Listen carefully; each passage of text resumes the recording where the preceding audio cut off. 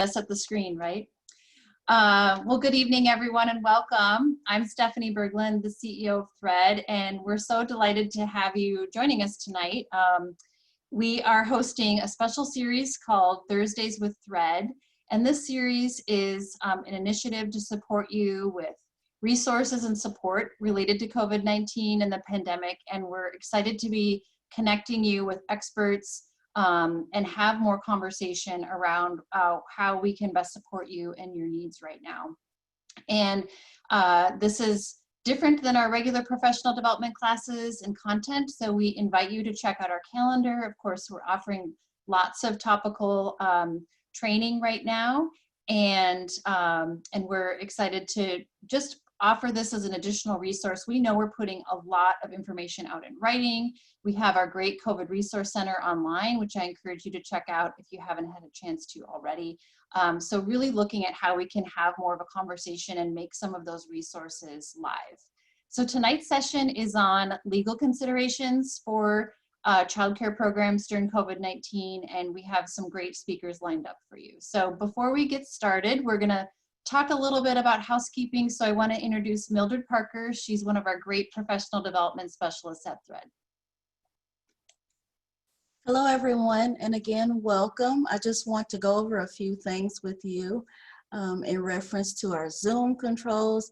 So you are welcome to show your beautiful smiles. You can have your video on, or you can definitely, if you don't feel comfortable with it, you do not have to use that tonight, but we highly recommend it. We would love to see you and see your beautiful smiles. Also, if you look at this slide, you can see that you can unmute yourself when you are ready to speak or ask a question. Please do, but we are asking that you keep yourself on mute until that time, okay? That will really be helpful for us. Also, as you can see here, if you see the participants symbol there, if you click on that symbol, then you can actually see raise your hand, yes, no, go slow, go fast. So all those options are available for you as far as Zoom controls. Also, the chat box, please, please, please use the chat box.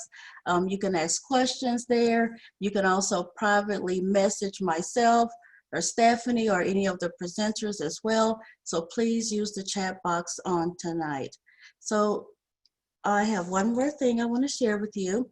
So evaluations, we are asking for you to get those back to us. Actually, if you could email those to Juliana, they are due October 1st. If you want to receive credit training hours for this class tonight, please turn in your evaluations. Again, her information is there, her email, or you can also fax them. Thank you. Stephanie, back to you. Thanks, Mildred. Well, I'm excited to have joined with us tonight. We've engaged our board of directors as part of our Thursdays with Thread. So I'm excited to introduce our facilitator tonight. Sen Tan is with us. He's a member of the Thread board of directors.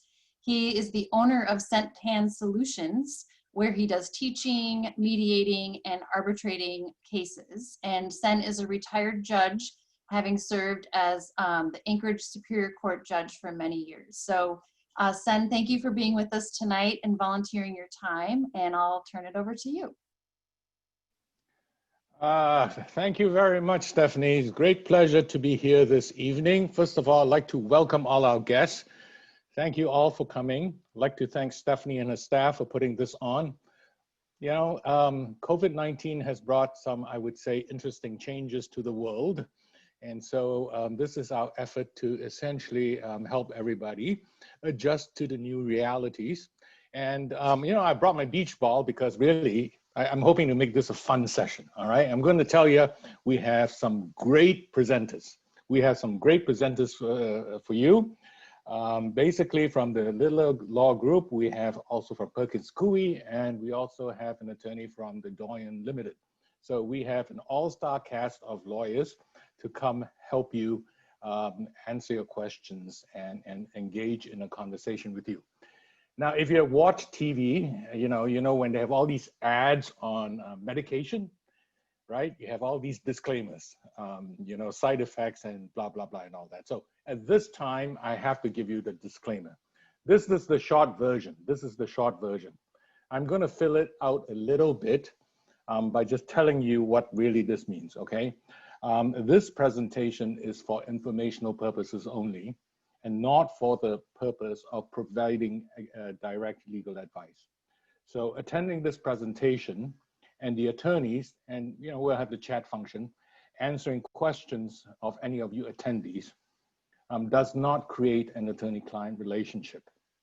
When asking questions, I'm going to ask you all to be very mindful of this, which is please do not inadvertently disclose any confidential employee information. As you're probably all aware, employee information is confidential, so it would be helpful if you can pose your questions in a hypothetical. You know, I usually borrow somebody I know and says, well, my neighbor said something, or my brother-in-law, I like to use him as an example. My brother-in-law said something, or something like that. So nothing in these presentations should be constituted as legal advice. The presentation is intended to help you identify any legal issues you may have so that you can properly go seek legal counsel, okay? Also want to make sure that you also understand sometimes legal issues have a short time frame. So if you think that there's something out there that needs immediate attention, please, please, please take the right steps so that you do not reduce or potentially foreclose any legal rights you have, okay? And you should only receive legal advice from a licensed legal professional in the state of Alaska. I don't know if we're going to get into any sort of tax information because if you do, there is this circular 230 disclosure. Pursuant to recently enacted U.S. Treasury Department regulations, we are now required to advise you that unless otherwise expressly indicated, any federal tax advice contained in this communication cannot be used for any reason, such as to avoid taxes or to avoid penalties or anything, okay? So this is something I have to do. It's sort of like, you know, when you go late night TV, they have to read you all these disclaimers. I've done my job. And by the way, this presentation, there are no medical side effects, so you don't have to worry. All right, now I'd like to introduce our all-star cast of presenters. First of all, we have Renee. How do you pronounce your last name, Renee? It's Saade. Saade, that's what I thought, but I wanted to make sure. Thank you. All right, Renee Saade. Not spelled phonetically. Is a shareholder and partner with the Alaska offices of Littler Mendelson. And this is the largest US global labor and employment firm. She has provided advice, counsel, representation to employers for more than 20 years, 10 years here in Alaska. She lives in Anchorage with a family, which includes 2 little kids under the age of 10. She typically works with larger employers, but she also provides advice and counsel to various nonprofits and educational programs here in Alaska, such as THREAD, and occasionally works for locally owned businesses. She is here to provide invaluable advice to all of us. And the most important thing is that she's a Husky. She went to Northeastern Law, am I correct?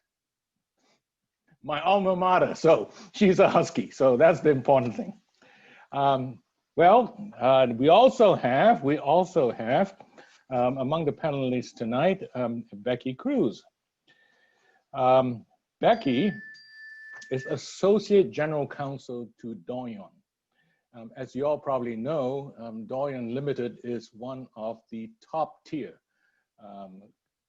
native corporations with, I don't know, millions of acres of land, thousands of shareholders.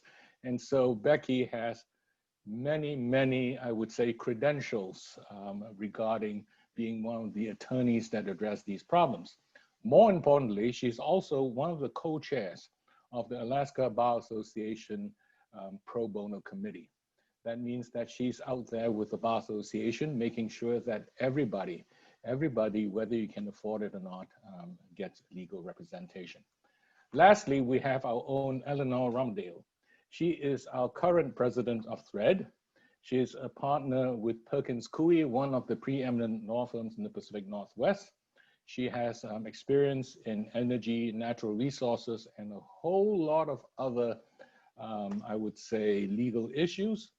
And she has been on the, she has also a young child that therefore she's also a mom with, shall I say, understanding of the issues that we are trying to address here in Thread. So I'd like to thank all our star-studded cast of presenters tonight. My job is, after I introduce them, they get to run and tell you everything they are going to present to you. And later on, I'll try and manage the chat function the best I can. My preference would be if you could use the chat function so I can keep track of what questions are being asked.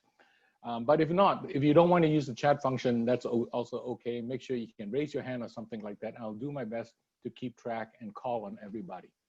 So with that said, Renee, I'm going to turn the floor over to you for your presentation. Great. Thank you very much, Judge Tan. So I don't, Mildred, are you controlling the slides or am I going to do it?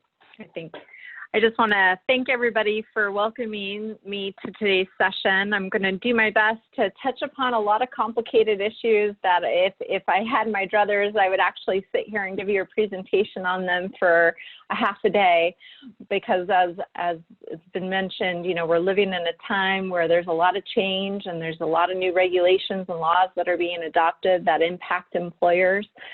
But I'm not going to make you legal experts in tonight's session. Our goal is to give you some high-level understanding of some of the issues you should be thinking about as employers, people who run your own businesses. I'm hopefully going to give you some best practice tips on what to look for and maybe perhaps how to address some issues that are already present in your workplace. And then most importantly, hopefully give you some resources that you can refer to as you continue to navigate through this really unprecedented time. I know you're dealing with a lot and your plates probably feel incredibly full as it is. So I apologize ahead of time if I add to any stress or if it make you feel overwhelmed. Our goal is not that. I don't want you to worry. I want you to instead just to have more education and resources available to you so that you can continue to make the best decisions as possible in this really uncertain and difficult time.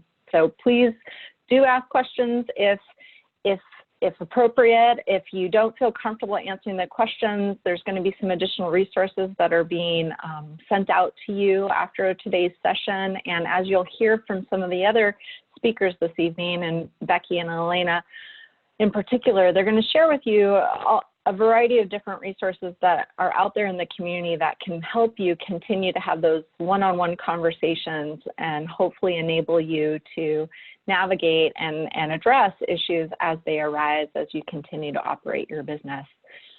But for tonight's session, my discussion is going to be focused on my slides. I'll try not to, speak too fast. So, and if at any point I get disconnected, I'll try to call back in. So bear with me.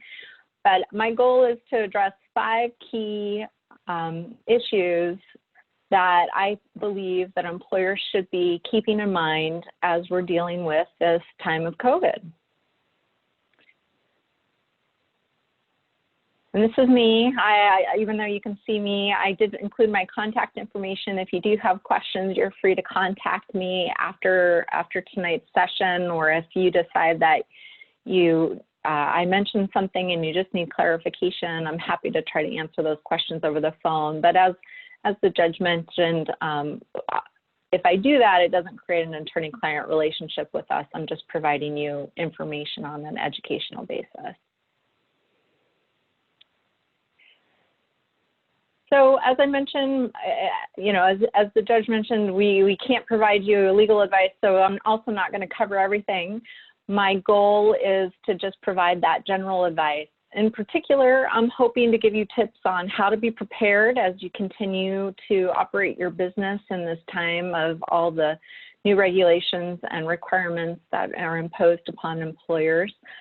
Help remind you some best practices on how to respond to a positive case if you do have one amongst your staff or your community of students, how to respond to requests from your employees if they do ask for some form of accommodation, and we'll go over what an accommodation really is. But in essence, it's if somebody comes to you and says, well, I can't wear a mask, or I cannot go get a flu shot because of a medical condition I have.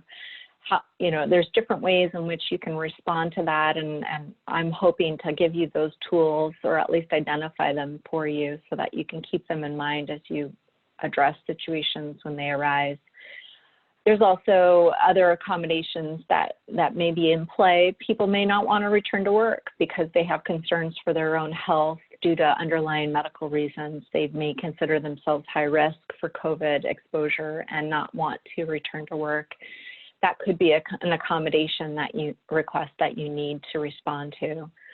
I'll also try to share with you some tips I've identified that can otherwise help your employees as they work through these complicated times, as well as some tips on how to navigate some of the challenges and sometimes conflicts that arise between your staff, your students, and parents, because unfortunately you as business owners running early education programs, you have a number of stakeholders involved in running your business. You have yourself as the business owner or manager running the business.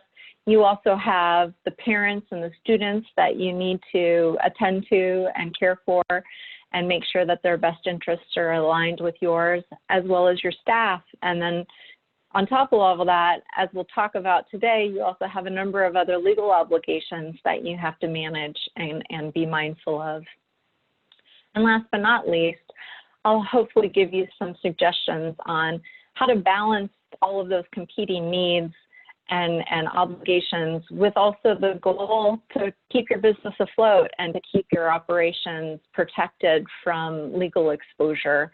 Again, I'm not going to address every legal exposure that may be out there because there's a number of them, but because I have an employment law practice and focus, I can give you some ideas on how to protect yourself from employment-related claims. Next slide, please. Thank you. So let's talk about the first point, being prepared. There's so many different things that you can do, and I'm sure you all feel as though you're drinking from a fire hose with all the information that is coming your way. But I wanted to highlight a few of the key things that you can do to be prepared as you continue to run your business in this time of COVID, and in particular, help you comply with your obligations as an employer. It's important that you do post notices up in your workplace, as if you've been an employer for some time, you already likely know that there are different publications or posters that you need to put up in your workplace about your laws against discrimination, your wage and hour requirements, how to file a workplace injury claim. There's different posters that you have to put up under local and federal law. In this time of COVID, there are some additional posters that are either required or recommended for employers to put up so that you're putting people on notice of what is expected of them and also to what their rights are in this time of health and safety exposures. I've included some links here for your reference, but there are a few posters that are available under the U.S. Department of Labor's website. They have a web page. Most of those posters are simply offered to you as a courtesy. They are not required publications that you have to put up. However, these, as all of us have probably personally experienced, the laws on this issue continue to change and change almost on a weekly basis. So it's important for you to sign up for the mailing list that the Department of Labor has. They send out email updates on a regular basis. If you're not already getting those, it's helpful to get on their email list so that you can get copies of any new updates that come out, including if there's any new poster requirements. There's also posters that are available through OSHA, and OSHA, as you may know already, is the Occupational Safety and Health Administration. They're the federal agency that imposes safety regulations on employers and tell you how to keep your employment operations safe. OSHA has some helpful posters that I encourage all employers to put up. You also have some posters that are available through the municipality of Anchorage. They have, I'm sure you've seen them around in different businesses around town, giving you information about COVID-related symptoms, encouraging people to be on the lookout for that, encouraging people how to best wash their hands and so forth. And you may already have some of those available to you, and you may have already posted them, because I'm sure they've been available through your licensing agency and or through Thread itself. There's just a lot of different resources out there, and sometimes it can feel pretty exhausting on trying to keep up with what's out there and what you should put up, or you're trying to think, well, how am I going to create all these new written policies and procedures? I'll encourage you to check out these websites, because there's a lot of templates and there's a lot of posters that are already created that you can just print out and use, and they're in multiple languages. So if any of you have non-English speakers who work or come to your facility as parents or students, there are multiple languages that are available on each of these websites. And so I encourage you to take advantage of those if you do have multilingual workplaces. The second thing is, oh, I'm sorry, we're still on that slide. Thank you, Mildred. The second bullet here, it says create expectations and put everybody on written and verbal notice of those. Like anything you do when you're managing a team, you want to be fair about it. And the best way to be fair is to tell people what you expect of them. And so if you are expecting people to wear a mask, or if you're expecting them to, meet people at the front door to drop off their children, and how they're supposed to handle that, if you expect them to be wiping down every certain amount of time, the areas, if you have new sanitizing obligations, or if you have certain notice requirements that you want them to fulfill so that you can keep track of their contact activities, you want to make sure you put that into writing. If you have new expectations about what they're going to do if they're calling in because they're not feeling well, maybe you ordinarily had a policy previously where it was fine for people to call in the morning of if they didn't expect to be there. But maybe now, because you have a shorter staff or a smaller team, and you are running a lot more lean than you used to be, perhaps you need advance notice the night before. If you're going to change those expectations, you want to make sure that you're putting your team on notice that that's what you expect of them. And then it's much easier to manage their performance against those new expectations. If it's in writing, they've gotten written notice of it, everybody's agreed to these new rules of the road that you're going to have in place. And then if you do have to counsel someone or talk to them about their failure to meet those expectations, it doesn't come as a surprise to them, and they don't feel as though the marker has been moved unbeknownst to them. And that's the same too with your parents and your students, making sure that everybody really knows that you're all in this together, and these are the expectations, and this is how you're going to manage your operations moving forward during this unusual time. And to that end, it's really important that you think about putting a plan in place on how you are going to minimize risk and how you will handle a positive case if it occurs. For those of you operating here in Anchorage, you most likely already have one, or at least I hope so, because there is a local legal requirement that you do have one. For those of you outside of Anchorage, you may have held off doing it because it felt like a big burden or an onerous task, or just a really big project that you didn't have time for. But I encourage you, there are templates out there available. I believe Thread provides a service that assists folks with putting a mitigation plan together.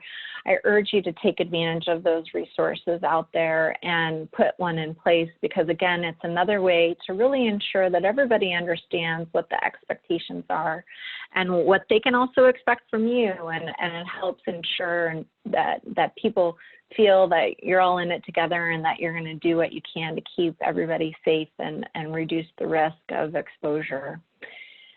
The other reason why you have a mitigation plan in place, it also can just assure people that you're taking this seriously and that you are going to, you have kind of a plan B. Like if you do have to close for a few days, this is what you're going to do. If you do have to lay some folks off, this is what you're going to do. Again, it really can provide you with all the answers so that you're not scrambling in the moment to try to figure out what to do. But if you've thought ahead and you planned for it, then you feel more comfortable and confident when you're embarking upon that tough road.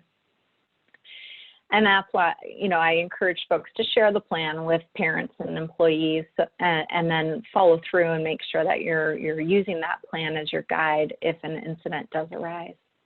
Next slide, please.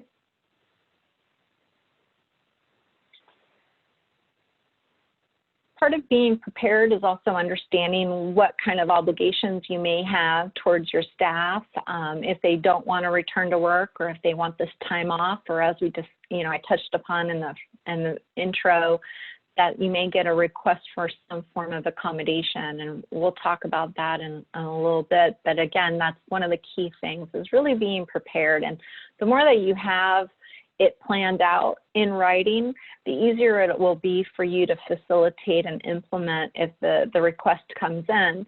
And then also too, if you put it in writing and share that with your team, then they already know ahead of time what the decision is likely going to be. And then you can also ensure that you're being consistent in how you handle multiple requests. The worst thing for any employer to do, especially if you have a small team, is to appear as though you're engaging in favoritism and you allow one person to do something but don't allow another person to do it.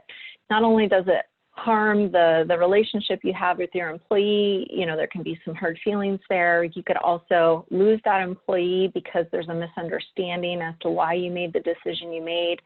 And then, you know, it also just impacts your overall morale. And then particularly given the business that you're in, the nature of your operations, it's so relationship based. And so if you do have turnover, if you lose a real key teacher or staff member, that can impact the parents' perception of how your organization is being run. You could have students really feel that loss if they are losing a caregiver that they had a real tight bond with.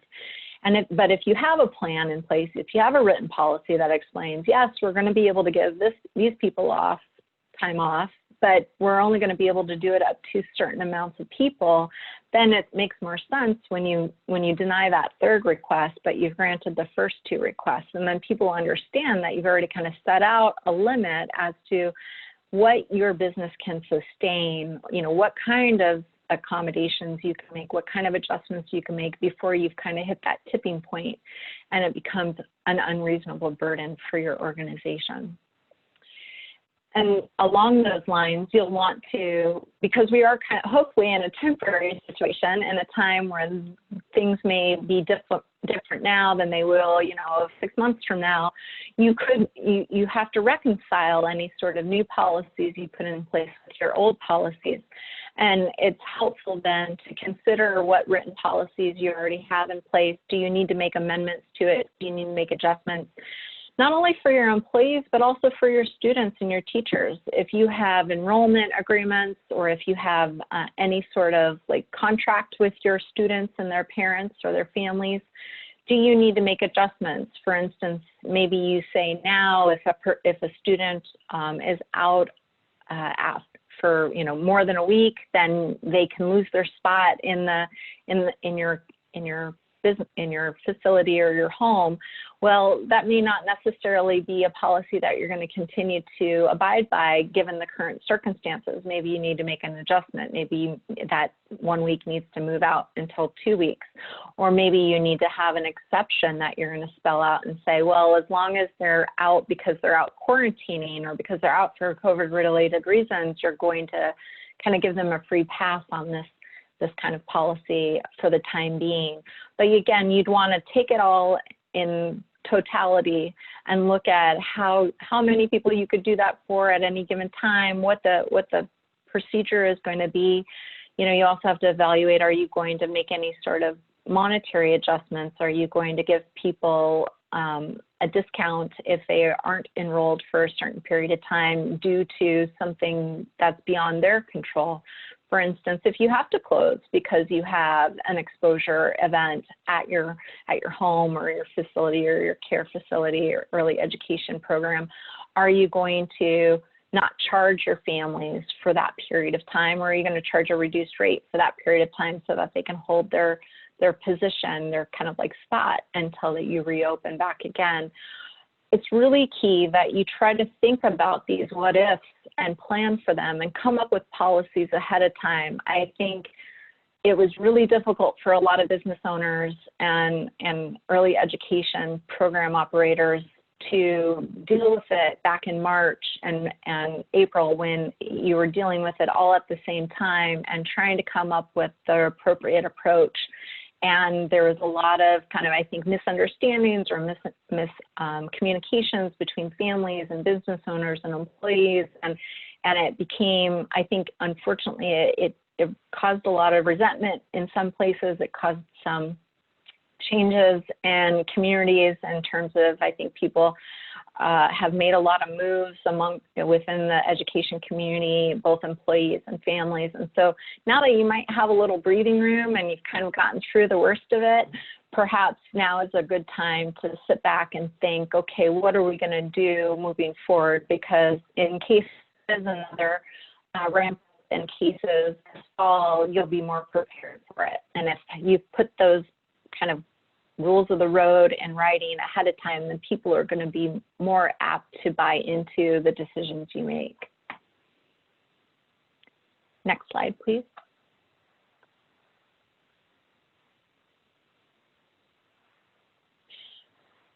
I think it's also really important from an employment perspective that you have a process for employees to come to you with concerns and make a process that allows them to feel as though it's a safe space. Like they can come to you and say, hey, I really have these concerns about my coworker. I feel like they're not following the protocols of how to keep our work area safe and clean, or I feel like this family is not following the guides or the rules that we've put in place. People want to be able to raise those workplace concerns in a safe environment and not worry that they're going to get fired for it, or worried that they're going to get given a hard time or retaliated in some other way, or get laid off because they raised the concern. They don't want to be the first one out the door because they thought people perceive them as a squeaky wheel. And so telling people up front, hey, this is a difficult time, and I know you might all have a lot of questions or concerns, and I want you to know that you can always come talk to me about it. Some people may be afraid of having that face-to-face confrontation or conversation because they feel awkward about it. So making sure you convey to them that they can email you, they can even perhaps submit an anonymous concern, and maybe you have put up a little mailbox or something for people to put those concerns in. The more ways in which you make it an open door environment so that people feel comfortable, the more protected you'll be as an employer to show that you're willing to do what's right by your employees, and that you're willing to learn along the way. Is really important. One, it helps avoid people from bringing claims against you because they'll realize that you're human and you're working through this. And then two, in the event somebody does bring a workplace complaint and goes to OSHA and say, hey, I think this work environment is not safe, you can tell OSHA, hey, maybe we made a mistake, we're sorry, but we kept these there was multiple ways for the employee to come to us to talk about it, and we could have fixed it had they brought a concern to our attention. And so it's just a win-win from that perspective. So give it some thought. You should have a work when anyone feels like they're owed wages or they feel like they're being treated unfairly. You should already have that kind of mechanism in place. So if you haven't already put one in place, maybe you can kill two birds with one stone and have a process for COVID, the workplace concerns, as well as other concerns that may arise in the relationship. For being prepared, so you know what your checklist is going to be, what the steps you're going to take. If there is a positive case, if you're notified that somebody has tested positive, either in the student community or in your staff, is really important. And if you've told people that these are the steps we're going to take, again, they're not surprised if they learn that you've called the Department of Labor and notified the Department of Labor. You don't want people to be surprised because, like was mentioned at the beginning, employee information is typically considered confidential. Here in the state of Alaska, people have a right to privacy. Now, there's always a balancing act. If you have another legal obligation that requires you to disclose certain information or report certain information, that takes precedent, that takes priority over any sort of right to privacy. And in this case, when it relates to COVID, you as a business owner do have an obligation to report to the Department of Health if you have a worker or a community member who tests positive, because you need that advice and counsel as to how to contact trace, how to determine whether or not you need to shut down for any given time. You need to work with your licensing authority as well as the Department of Labor to figure that out. But telling employees ahead of time and telling community members ahead of time that that's what you're going to do, again, will help prevent that kind of conflict if they learn that you've done it after the fact.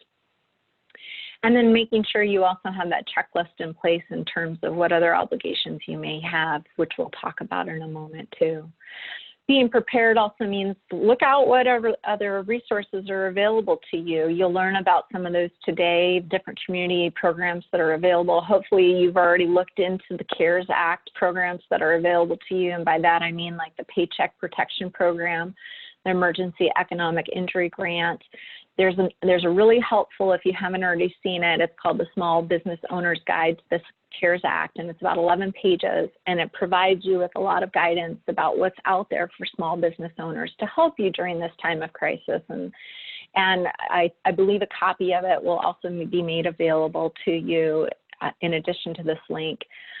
On a local level, if you're here in the municipality of Anchorage, there's a number of resources that are available on the municipality of Anchorage website, and I've included the link as well here. If you haven't already seen it, there's a number of resources in multiple languages that can tell people that you can share with your employees about rent assistance. There's assistance on how to report, how to mitigate risk in a workplace. There's, again, just terrific resources. And I know Thread also has a number of resources available, probably duplicative of what I'm sharing with you, so I apologize.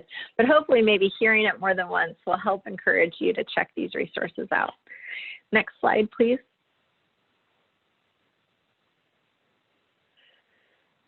So what to do if you do have a positive case? You do have to contact the state of Alaska's Department of Health. You do need to report the case. If you believe someone has been exposed at work or during the course of performing their work duties, you do have an obligation to report it as a workplace injury or illness.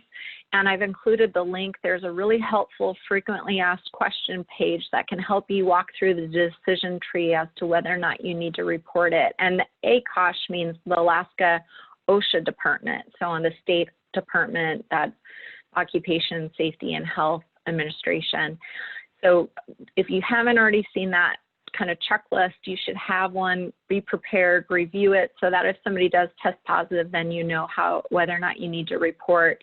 There's a specific form you have to fill out and send in to the ACOSH office, and there is a time requirement. You have to fill it out. Usually I think it's within 8 days of learning of the workplace injury or illness. If you do file one of those notices, you also have an obligation to notify your workers' comp carrier, your workers' compensation carrier, and one of the things to be prepared about is make sure you know who your workers' comp carrier is and how to report a complaint or a potential claim to them. Work with your insurance broker to get that information if you don't have it.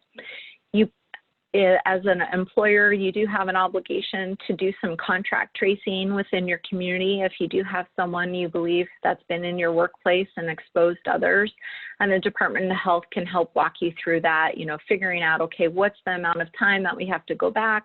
How should we notify people? The key thing for doing that is to keep things as confidential as possible. You should only be giving information on a need-to-know basis. It's this delicate balance where you have an obligation to notify others of their potential risk of exposure, but then you also have the need to require and the requirement to keep people's health information confidential as possible. So it's best to not identify people by name if you can avoid it. It's best to just say, hey, there was somebody who was working on this day who's tested positive or has had close contact with someone who tested positive. we believe that that person's going to be quarantined, they're waiting for their test results, or whatever the case may be. You share those kind of details, but don't just blast it out to your entire community that Jane Murphy tested positive and her whole family has. You know, it's that delicate balance of being respectful of someone's privacy, but then still fulfilling your obligation to share the information that may impact people's health. And then thinking about what you must offer the employee or the student that you have. There's no legal obligation to offer them anything, but if you do feel like it's been an exposure at the facility or at your home or your program, you know, thinking about how you can try to balance that and show some courtesy and help, you know, that would be perhaps the situation where you're offering some sort of tuition waiver, you're offering some sort of concessions to hold their spot so that you're helping reduce the impact on them as much as possible. You may also have to notify your insurance carrier that you have someone who's been exposed, a third party, a customer of yours has been exposed on your property, because it's very possible that that employee, that student or family member could have a potential claim against your insurance. As for the employee, again, you would want to think about whether or not you owe them anything in terms of time off so that they can quarantine, maybe, you know, depending on whether or not you offer paid time off under any sort of policy or plan that you have available to you. And then also you may have an obligation under federal law to give them some paid time off as well. Next slide, please.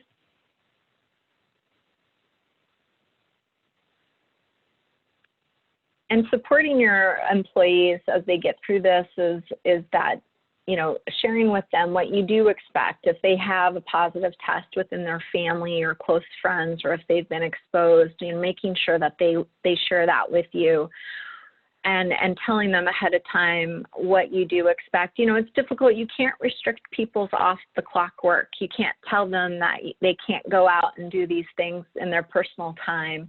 But you can ask them, and it's reasonable to ask them to notify you if they've been exposed or if they themselves test positive. If you put that expectation out there and then they don't share that information with you, you could, you know, you'd want to consult with someone, either an HR professional or a lawyer, to find out what your rights would be. But if you feel like they intentionally come to your facility or your program and they intentionally or just like disregard the risk and they expose a bunch of people, knowing that they're positive, you could take some disciplinary action against them and or terminate their employment because they acted in such a reckless behavior. But you'd be, the decision will be more sound and more legally protected if you put them on notice ahead of time that they have this obligation to notify you and to stay home if they do test positive. And to encourage people to stay home, the federal government has passed a law. It's called the Families First Coronavirus Response Act, and it provides people paid time off if they do have to stay home and quarantine. It requires employers to provide up to 80 hours of paid time off if the employee themselves has tested positive and medical provider has recommended that they stay at home, or a medical provider has recommended that they at least quarantine for X amount of time. They can get up to 100% of their pay. And that means that you as the employer have to give them that up to 80 hours of paid time off. And some of you may not have the financial capability to just give people that kind of time off. It could be a very big financial strain on you. And that's why it's important for you to look at the different resources that are available to help you financially during this unusual time. There's also some paid time off available to folks if they need to take time off of work to care for a child because their school or child care facility is closed or unavailable to them because of reduced capacity due to a local ordinance or law that's been passed or emergency order. Now, the time off to take care of a child, there are some limitations to that, and there are some exceptions to that. That leave if you are a small business owner with less than 50 employees, you may not have to give that time off, because if it would prove to be such an unreasonable burden on your business. And I'll have my next slide will talk about that. But before I move to that, you also want to keep in mind that if people are taking time off and they don't have paid leave available to them, they're basically out of work. They may not be able to qualify for unemployment benefits, but it's important to just let them know that that is an avenue for them to look into. It is important that you also keep in mind that people may ask you about this Extended Family Leave Act that's available, this leave that's available for people to care for others who are quarantining, and it's an extension of the Family Medical Leave Act.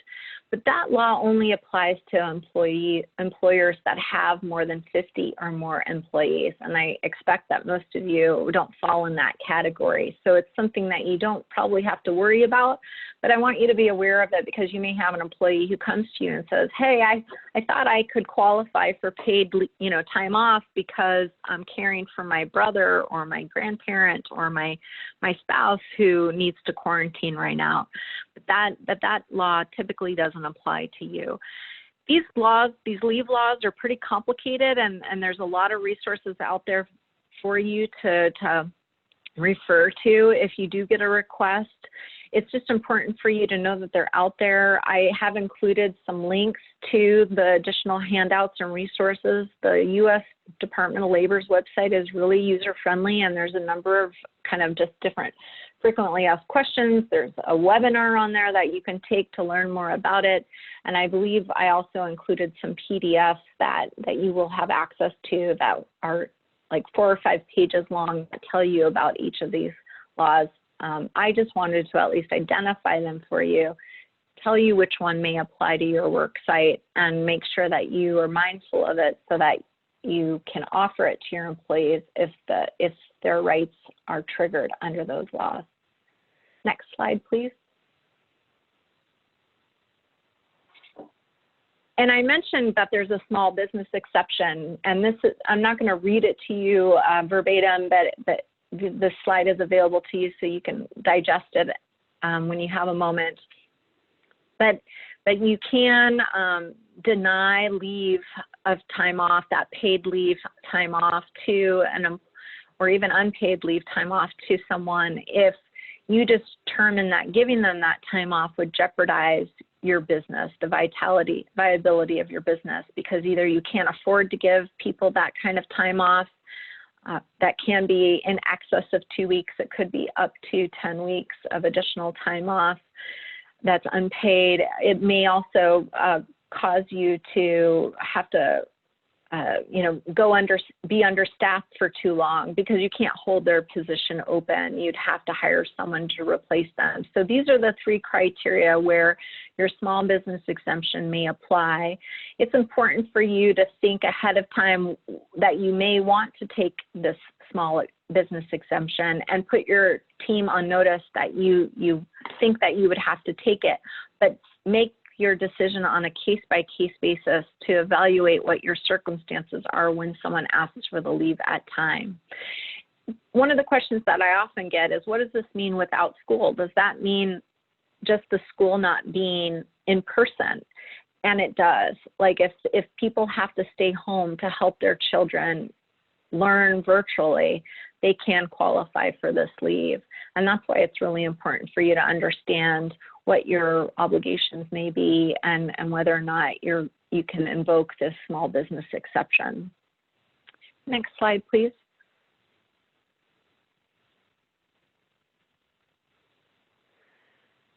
You don't have to notify any agency if you decide to take this exemption, but you do still have to notify your employee that you've taken it so that they understand why the request for time off was denied. And you have to keep any records related to the request and your response to it for a total of 4 years. And so that if anybody does file a claim or you're audited by the Department of Labor, they can look at how you handle these requests and evaluate the reasons why you denied it. And if you do in the relationship because they need the time off, but you can't kind of hold their job while they're out, you should make sure that they understand that they're eligible for rehire if their circumstances change. By doing that, you're showing that, again, you have no hard feelings, that you are not ending their relationship because you're trying to punish them for needing to care for their children or treating them differently for any sort of protected reasons, but instead it's just a legitimate business reason that you can't accommodate their request. Next slide. So I've used this phrase a few times, request for accommodation, and that basically is a phrase, a legal phrase that arises from a law known as the Americans with Disabilities Act. And that law typically applies to employers of 25 or more employees. But here under the state of Alaska's law against discrimination, you have an obligation to accommodate someone with a disability if you have one or more employee. If you don't engage in an evaluation and an interactive process is what they call it, where you're exchanging information with someone, you're considering their request and talking to them about it. If you don't engage in that interactive process to evaluate whether or not you can accommodate a person with a disability, you can be found to have discriminated against them. And so it's important for you to understand that if someone comes to you and says, I have an underlying medical condition, I need some additional time off from work because I can't safely work in your work environment, you have to at least acknowledge that request and evaluate it and talk to the employee about whether or not you can reasonably grant their request for some additional time off. Other examples of accommodation could be if somebody comes to you and says, I really cannot wear a mask all day, every day, because I have this underlying medical condition, or perhaps they say that they can't wear latex gloves because they have a latex allergy. You have an obligation to possibly accommodate that and either allow them to take breaks from wearing a mask or changing their job duties so that you've mitigated any sort of risk if they're not wearing a mask, or perhaps you have to give them some time off so that they can or work different hours. There's a variety of different things that you can do. But before you get to that stage where you're trying to figure out what the solution is going to be, what the accommodation is going to be, you first look at whether or not the person is qualified, because only qualified people are entitled to an accommodation under the law. So the question as to whether or not someone is qualified is, can they perform the essential job duties or functions of their position with or without a reasonable accommodation? They also have to have a disability, which is an underlying medical condition with ongoing treatment. So someone who just has the flu or just has a broken arm, something that's temporary, is not going to qualify as a disability. Now, COVID itself does not constitute a disability, but what we're finding is that COVID creates these long-term lasting health issues that are requiring ongoing treatment. And because COVID is so safety sensitive and unpredictable, right now the Department of Labor is taking a position that employers should err on the side of caution and just treat someone who is diagnosed with COVID as having protections under these laws, because most often employers do perceive them as having a serious medical health condition, and so it should trigger these protections. Now, the last but not least category here is making sure that whatever accommodation is reasonable and one that the employer can actually grant to the employee without causing an undue burden. Some examples before COVID hit would be, oh, I have someone who has a bad back, and as part of an accommodation, they've asked that they get to sit on a stool for part of the day so that they're not on their feet all day and aggravating a back condition that they continue to seek medical treatment for. Well, the employer would look at it and say, okay, what are the essential job duties and functions of that position? And, working in a daycare facility, maybe sitting on a stool is not practical because you need to be able to respond to the children that are around you and get up and react to emergencies and that sort of thing. But maybe you could, depending on the type of facility that you're in. Maybe if they only need to sit on a stool every 2 hours, that's going to be workable, because maybe every 2 hours they can lead a reading circle, or they can sit outside while kids are playing in the yard. So looking on a case-by-case basis, you can't say, well, I can never grant anybody time off because I only had a staff of 5. You can't have those kind of real defined black and white rules about what you're going to do and not do. You have to look at it. Each time a request comes in, you look at it and say, okay, right now I only have a staff of 4. I can't give someone time off and guarantee them their job when they're ready to come back because I have to fill that position. I can't just cover it with a temporary worker. So you would look at it on a case-by-case basis and look at what your needs are at that particular time. Next slide, please. And there's no magic words. Like if an employee comes to you, they're not always going to say, hey, I need an accommodation because I have diabetes and I'm afraid of contracting COVID. They may just say, hey, I'm really afraid for my life. If I contract COVID, I can't come back to work right now. There's too many cases in Anchorage. So you have to you need to listen to what they're saying. If they're saying that they don't feel safe in their work environment because they have a medical condition, then that's enough to trigger your obligation to ask those follow-up questions. Okay, what's going on? What can I do for you? What would you like to do? Those types of questions so that you engage in a conversation to find out what they need, because your goal should try to be to save that employment relationship. You don't want them to quit, and you don't want to have to end the employment relationship with them. You're going to evaluate what can we do to keep you here and to keep you as part of our team in a happy, successful, safe situation.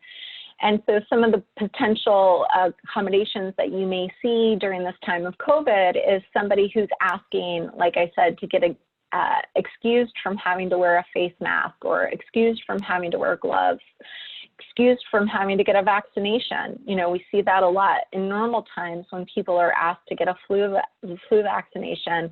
We're probably going to see a lot of the requests if a COVID vaccination comes out.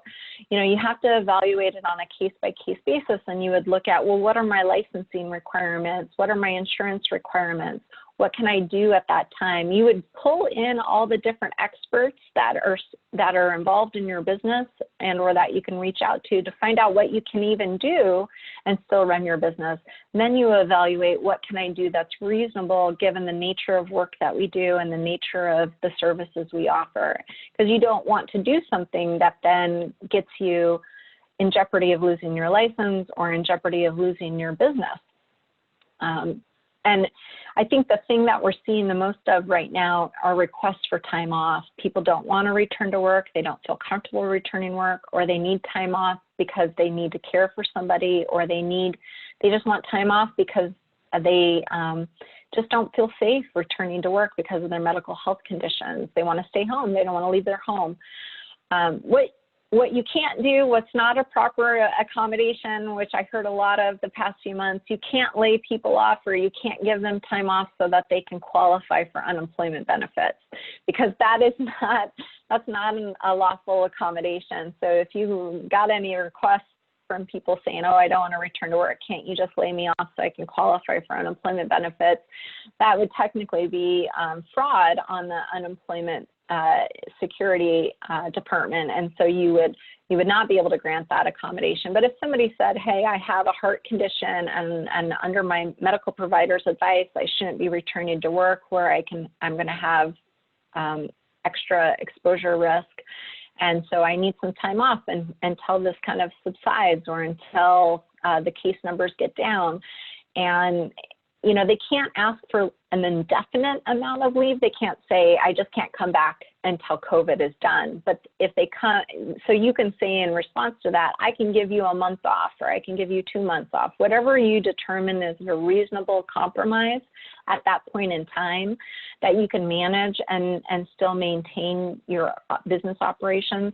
That's the process you have to go through, is if you can't grant what they're asking you to, you have an obligation to propose something as an alternative. And if they don't think that that's workable, then you can tell them, well, I'm sorry, I'm really sorry to lose you, but it looks like we're going to have to end the relationship, or you need to, maybe they quit or you lay them off, but you always want to keep that door open. And so that if circumstances change, they can return to work for you or at least reapply for employment at that time. So you make them eligible for rehire. So again, you're showing them that it's no hard feelings. You're not trying to get rid of them because they've disclosed to you that they have a disability, but instead it's just not practical to give them the accommodation that they're asking for. And it would be an undue burden on your business if you did.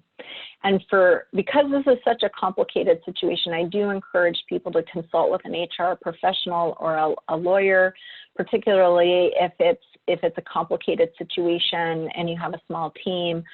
It's also incredibly important that you document all of this. You document your efforts to explore alternatives. You document the information that you received. You document the information that you give the employee, and you document any decisions that are made.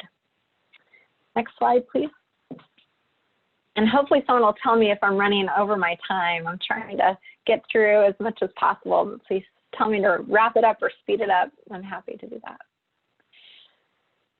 So I don't know if we have any questions about obligations for our employees, but I'll try to just quickly touch upon support to students and parents, and it's probably kind of repetitive of what I've already said. I can't drive home this point enough, though, how important communication is, because I think that it's the more transparent you can be, the more communicative you can be. I think everyone is trying to understand and put themselves in one another's shoes. And if you're communicative and you're sharing information, then people can understand where you're coming from.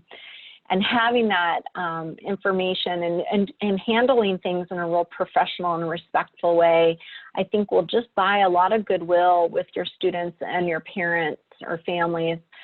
It will certainly help you, I think, ride through this storm because I think everyone's kind of stepping up and helping one another.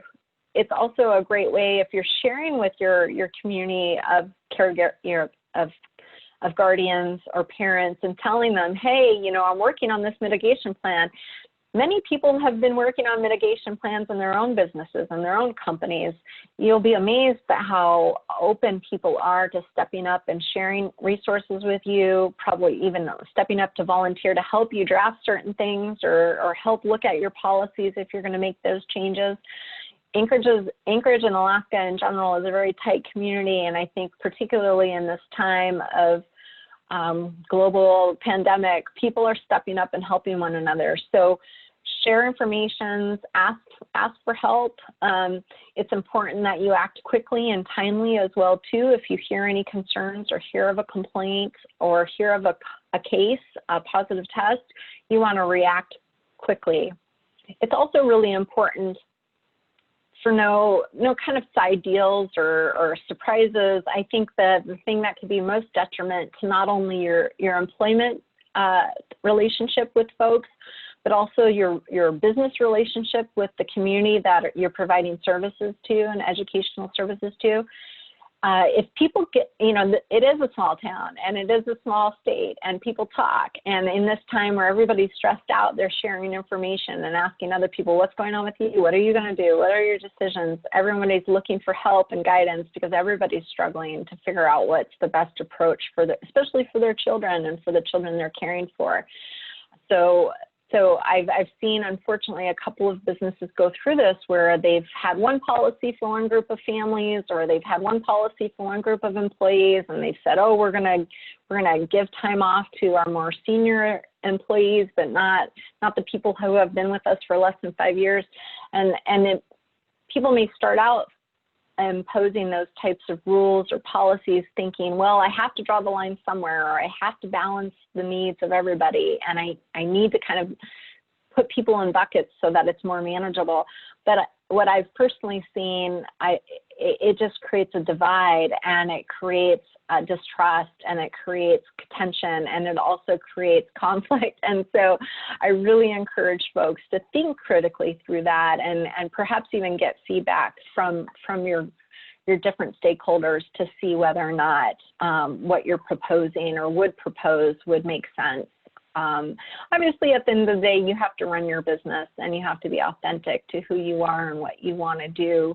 And I'm not suggesting that you bring everybody along and make them a part of your business operations. And you have, yeah, it isn't a democracy. You don't have to take a vote, but I'm just saying in this time of challenges, the more that you're collaborative, I truly think it'll help you get through this. And the more willing you are to accept help or to accept information, the better off you'll be, and hopefully folks will help you shoulder some of this burden as well too. Next slide, please.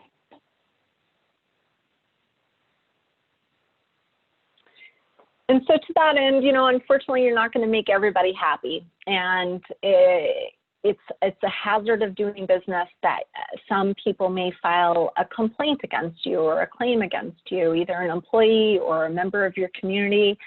Someone might go to OSHA and complain about your workplace safety. They might go to licensing and file a complaint. You may have somebody who breaks their contract with you and says, we're just not going to pay you. And you might feel as though, well, shoot, now I have a vacancy in our program and I don't have somebody immediately able to take it over. And so you lose some income in the meantime. You have to be prepared for those. And the more written policies you have, the better off you'll be. So if you have rules and procedures for your employees, if you have to then discipline them or terminate their employment, you can explain the reasons why you did it. And it protects you against claims of discrimination or claims that you breached or violated what's called the covenant of good faith or fair dealing, which is in place for every employment relationship. Alternatively, if you do have to file like a small claims action to collect money that's owed to you by a family, having that written contract with the family or having them sign off on what your cancellation policy is or your withdrawal policy is, then you can actually convince the court that you're owed the money because the person voluntarily agreed to the terms and conditions that you're now trying to enforce. It's just really important to try to communicate, but then also document, because that documentation will be your saving grace if anything does ever happen where you have to take a dispute to court, or if you are being on the defensive side and you have to respond to a complaint that's been filed against you. And here I put that middle bullet point: lead with your heart, your head, not your heart, and but your heart should be in the discussion. And what I mean by that, hopefully it's kind of self-evident or apparent, but you guys are healthcare, or you are caregivers. You're obviously good people. You have big, huge hearts, but at the end of the day, you also have to run your business. And so it's a balancing act, and it's really important for you to be clear with, and the more you're clear with people that this is what they can expect from you and what you expect from them, it helps avoid that situation where then you allow your emotions or your guilt to guide you. But if you can go back and feel that confidence and say, hey, no, I'm really sorry, I wish I could help you, or I wish I could bend the rules, but these are the rules and I have to apply them fairly and I have to be consistent. And people, employees should understand that too, because if the shoe is on the other foot, they would expect you to be fair with them and not be engaging in favoritism. And the problem with favoritism, not only can it impact the morale of your team, but it also can expose you to some legal claims. If you're treating one person differently than another, and there's no legitimate business reason for why you're treating someone differently, it leaves people to speculate or conclude that it's because of some other unlawful reason. It's because of the person's race. It's because of their age. It's because they're a parent or a caregiver, or it's because of their religious beliefs or something along those lines. And you don't want that kind of snowball conclusion, because it'll expose you to all sorts of other problems. And I'm sure none of you want anyone to believe that, because I'm sure that's not your true intent. And so the more black and white you can be about this is the rule and this is what we're going to follow, and that you're consistent with it, all the better. And as I've mentioned a couple of times, there's just so many resources out there. There's ways to help yourself. You're not in this alone. Please do reach out for help. Explore the resources available to you, not only economic, but also some of this temporary staffing that's available to you in the community right now. I know it's always difficult to find quality caregivers or educational professionals in the community. But unfortunately, a lot of people are unemployed right now, and you might be able to pick up some great talent if you're open to it. And so when you're balancing this issue of having to provide paid leave to people, or that you may have to provide people time off as an accommodation, you know, look at whether or not there is temporary staffing available to you that can help you in the meantime. And if you can find qualified temporary staff members or workers, that'll enable you to grant that time off a lot more easily and not be such a burden on your business. Next slide, please.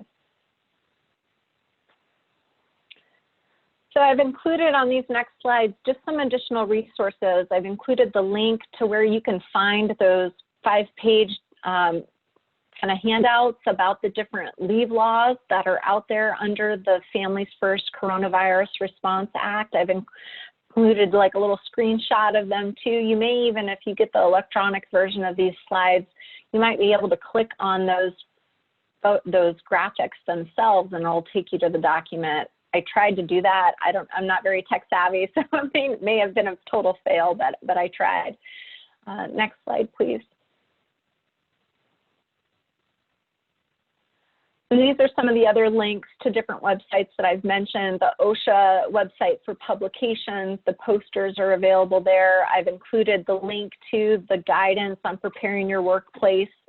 You probably have already seen these or maybe heard of them. There's also a very helpful website on a webpage on the Department of Labor website that also provides some resources.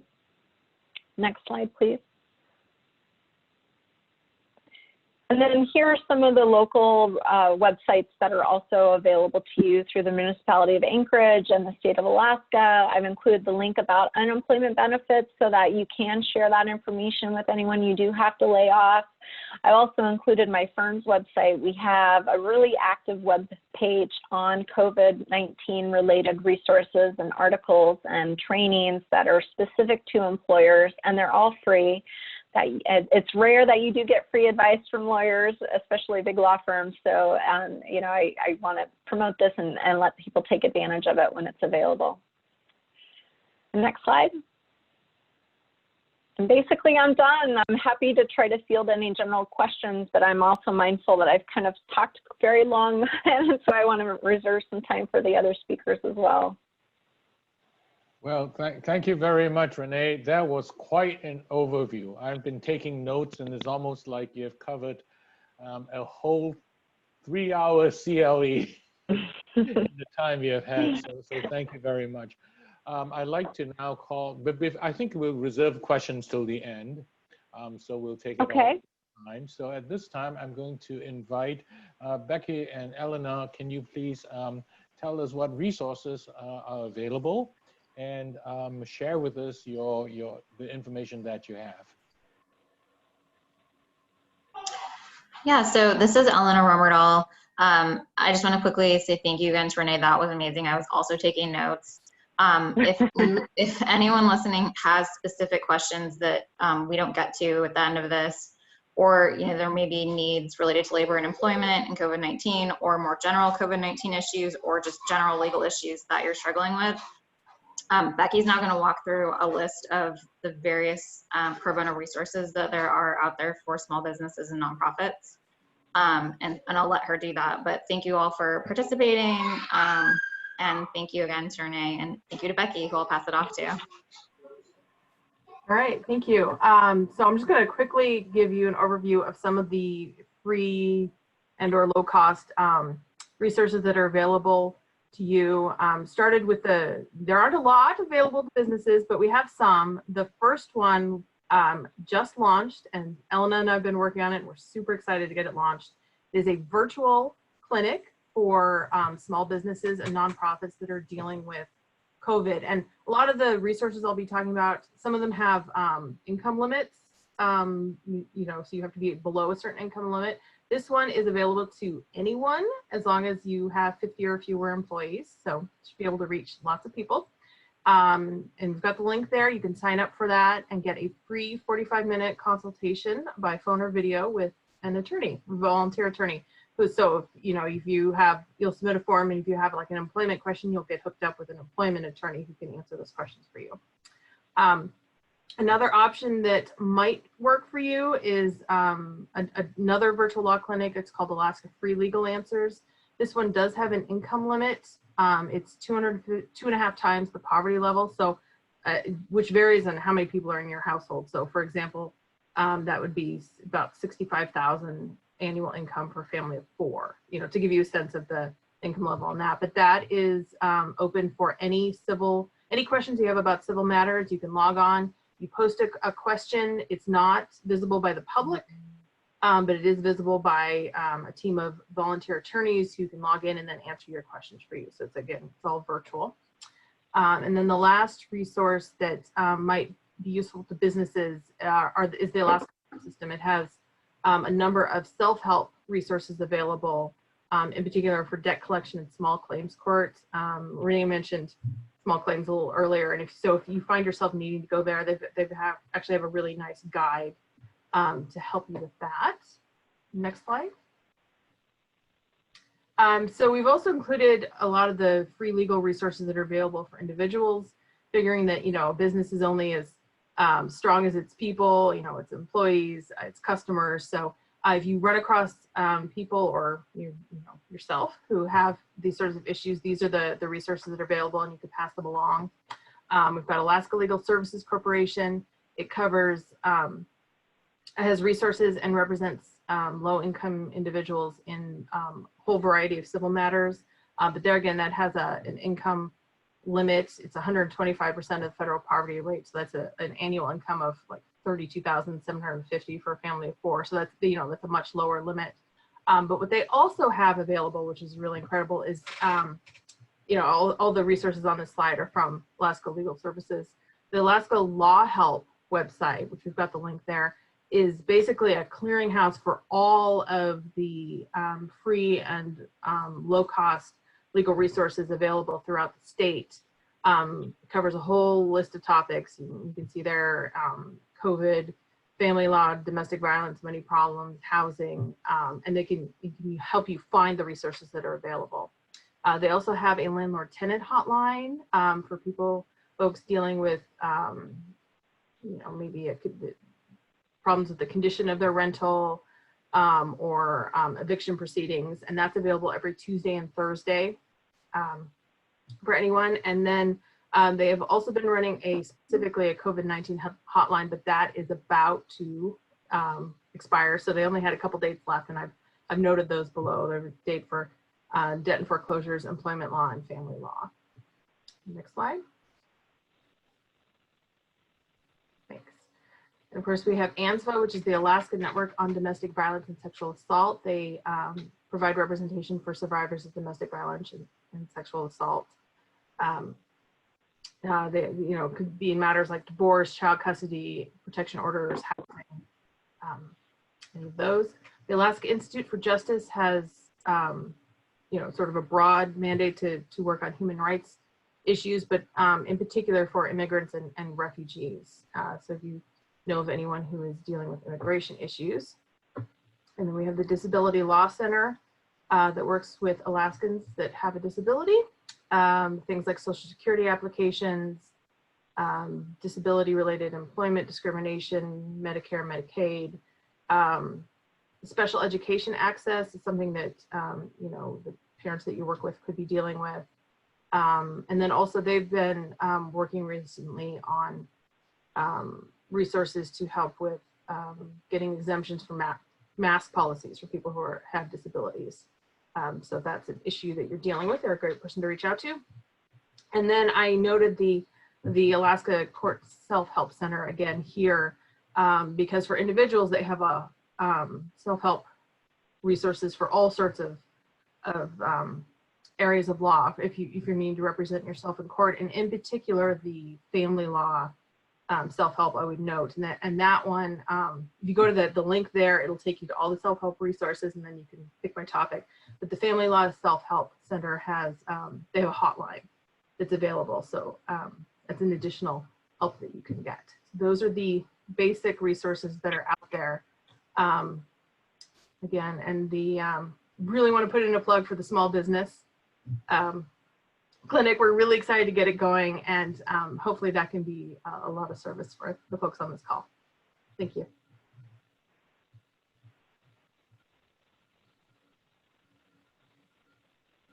All right, thank you very much, Becky. Eleanor, is there anything else you'd like to add?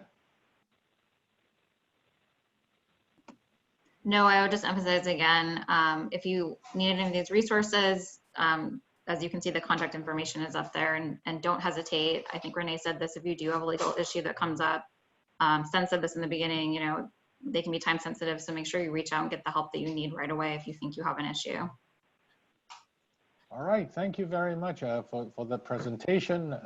We have a lot of resources to assist people in many, many different legal arenas. At this time, I'm going to open up the panel for questions.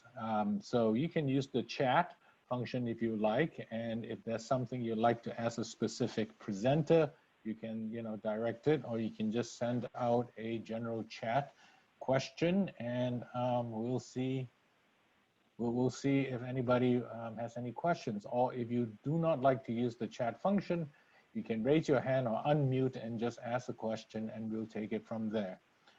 Does anybody have any questions right now for our panel? This is Renee. I guess before we turn to questions, I did want to say that I did catch a couple of typos in the slides that I did send to Thread earlier. So I'm going to fix those and resend my slides so that they will, and hopefully they can be, the new version can be uploaded. Like one of the typos I made was the Americans with Disabilities Act actually applies to employers with 15 or more employees. I have in my slide 25, and it was just a matter of me typing too fast, and I apologize. But I will fix that and send it off to be accessible to everyone. Okay. All right, thank you. We look forward to that. Well, maybe I'll kick things off. This is frankly just a practical question that I have. It appears that at least, you know, there are some of our fellow Alaskans that do not feel that the mask mandate is appropriate. And, you know, some people feel that it is actually a good thing, and some people that don't. What legal advice do you have, let's say a parent showing up at a school or a daycare and saying, you know what, I have a constitutional right not to wear a mask, and darn it, you can't make me wear one.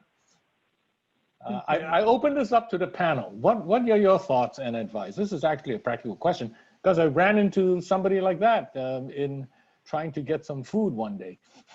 So.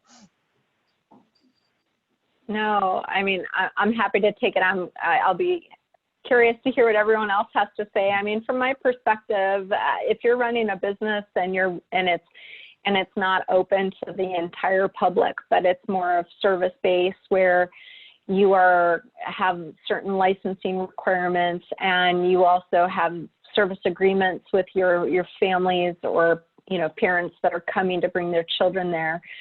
You typically, again, have an agreement with them. You have a written agreement, and I'm sure, hopefully, somewhere in your agreement, you already have language that says that people have agreed to follow your rules, and their enrollment in your program is conditioned on them following your rules. They can continue to exercise their constitutional rights not to wear a mask, but they can't stay enrolled in your program unless they're going to follow your rules. And that's the same thing with an employee. If they're not going to follow those rules that you've already put them on notice of and that you've told them as a condition of their employment, then you can then take steps to end the relationship if they're not following the rules. But that's why I reiterated so many times how important communication and putting things in writing is. It's a fundamental foundation to be able to then enforce the policy or enforce the rule should the occasion arise. Okay. Other panelists, any thoughts? Yeah, I would just echo what Renee said about having a clear policy and clearly communicating it. And doing it again and again. Don't just communicate it one time, reiterate what your policy is. And if you have a clear policy and you've communicated it, then if you have an issue like that, you can stand on your policy and just say, I'm sorry, this is our policy, and we have to follow the policy that we told all of our parents about. So I know Renee repeated that, and I want to emphasize, as a parent, it's really important to have the policies, make sure they're clear, don't change them. Or if you do make a change, clearly, provide notice and redistribute the policy and explain the change. Okay. All right. I think that we have touched on that. Unless, Becky, do you have something you'd like to add to the answers? No, I think they've covered it. Okay. Well, Much more politely than I would be with someone who doesn't want to wear a mask. okay.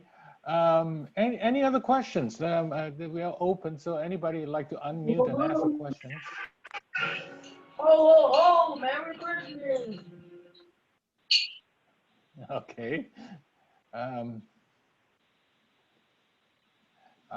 Well, as I said, this is time for any further questions for our esteemed panelists. I do not see anything on the chat box unless my bifocals aren't working too well. It seems to be working. Okay, well, we might actually recess a little early or end this presentation a little early. I do not see anybody with any questions. I know it's late in the day, but again, first of all, I'd like to thank everybody for attending. I think this is very useful. It helps guide everybody and creates a community. It's always great when I see and I tab down and there's so many people here that our community is intact and we're continuing to act as a community. So that's very important. I'd like to thank, of course, our panelists who have prepared and dedicated a lot of time. Renee, thank you very much for your presentation. I'm sure there are many other groups out there who would benefit very much from your already prepared presentation. And thank you, Becky and Elena, for telling us what's available out there. And last but not least, I always would like to thank Stephanie and her staff for putting this all together. I hope that Thursdays with a Thread become a fun activity that continues and we can meet sometime in person in the not too distant future. So with that said, I'm going to turn it over to Stephanie to close this proceeding. I'll just echo my thanks. That was a lot of helpful information. I learned a lot too, and appreciate everyone being here. There's a wealth of resources we will add to our COVID Resource Center and make this recording and the PowerPoint available as soon as tomorrow. The recording will be available, and as soon as we get Renee's slides, we can update those on the website as well. So thank you again to all of you, and this last slide shows how you can get a hold of us if you have other follow-up questions. We're happy to help connect you with answers. So have a great night. Thank you.